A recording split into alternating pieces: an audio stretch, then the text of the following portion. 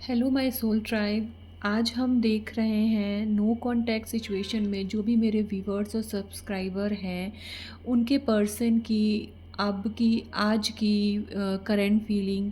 ये timeless reading है। आप जब भी इस वीडियो पर आएंगे ये तब के लिए ये रीडिंग होगी।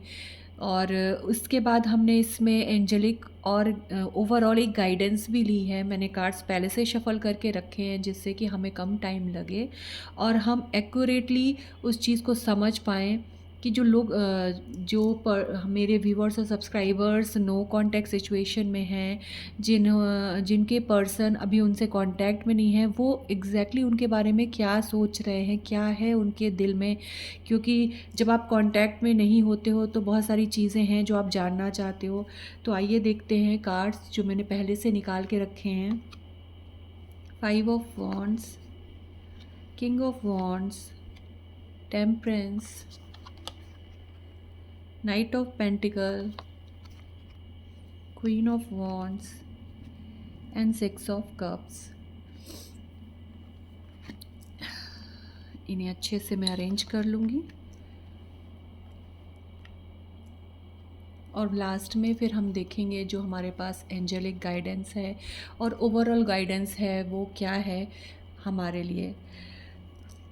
तो जैसा कि मैं इन कार्ड्स के थ्रू देख पा रही हूँ, आप लोगों के बीच में अच्छी खासी लड़ाई हुई है। आप एक दूसरे को समझने में कहीं ना कहीं चूक गए हो।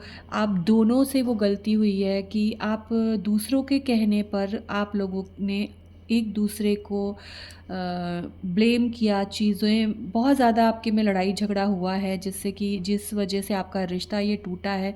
आपके पर्सन को ऐसा लगता है कि आप कहीं न कहीं आप उन्हें इग्नोर करते थे, शायद अपने स्टडीज़ या अपने करियर के कारण, या अपने किसी दूसरों के बहकावे में आके आप उन्हें इग्नोर करते थे। जो इस रिलेशनशिप में बैलेंस बना के चलना था आपको, जितना उनके लिए लव और अफेक्शन आपको दिखाना था वो आप नहीं दिखा पाए हो, जिसकी वजह से ये ब्लॉक सिचुएशन या नो कांटेक्ट सिचुएशन आपकी लाइफ में आई है। और इस समय भी वो यही सोच रहे हैं, उनके मन में यही है कि आप एज अ पर्सन ख़राब नहीं हो, पर चीज़ें ख़राब भी हो जाती हैं क्योंकि आप जो है बैलेंस नहीं बना के चलते हो और दूसरों के कहने पर या बहकावे पर आप आते हो, जो कि आपको नहीं आना चाहिए। अगर आप अपना या अपना खुद का सुनते या अपने किसी ऐसे पर्सन से आप राय लेते जो उस आपसे काफ़ी बड़ा है, उसके बारे में काफ़ी ज़्यादा मैच्योरिटी से जान रहा है, एक्सपीरियंस्ड पर्सन है, तो ये रिलेशनशिप शायद आज बहुत ज़्यादा फ्लरिश कर रहा होता। आप कहीं न कहीं डोमिनेट करते हो उनको, उनको ऐसा लगता है इस रिलेशनशिप में वो ज़्यादा देते हैं, आप कम देते हो। उन्होंने आपको ज़्यादा समझा है। आप इन कंपैरिजन टू हिम आप उनको कम समझते हो। आप अपने ईगो और एटीट्यूड की वजह से इस रिलेशनशिप में आज ये सिचुएशन आ गई है कि आप उन्हें समझ नहीं पा रहे हो और ब्रेकअप भी हो चुका है और नो कांटेक्ट है और ब्लॉक्ड सिचुएशन है और अभी भी वो इसी एनर्जी में है और आपके बारे में यही सब सोच रहे हैं। तो आइए देखते हैं कि आपके लिए एंजल्स की तरफ से क्या मैसेज है, क्या ऐसा चीज़ है जो वो चाहते हैं कि आपको करना चाहिए जिससे आपका ये रिलेशनशिप सही हो सके। इस करंट सिचुएशन के लिए आपके लिए आया है फेथ।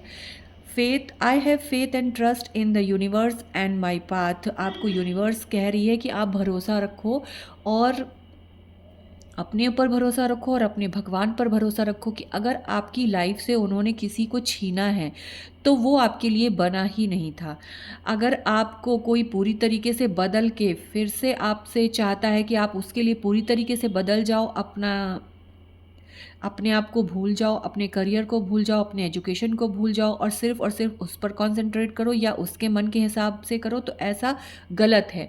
तो जो हुआ, जैसा भी हुआ, आपके अच्छे के लिए हुआ और यही आपको भरोसा रखना है कि आज जो हुआ या पास्ट में जो हुआ आपके अच्छे के लिए हुआ और जो फ्यूचर में होगा वो भी आपके अच्छे के लिए होगा।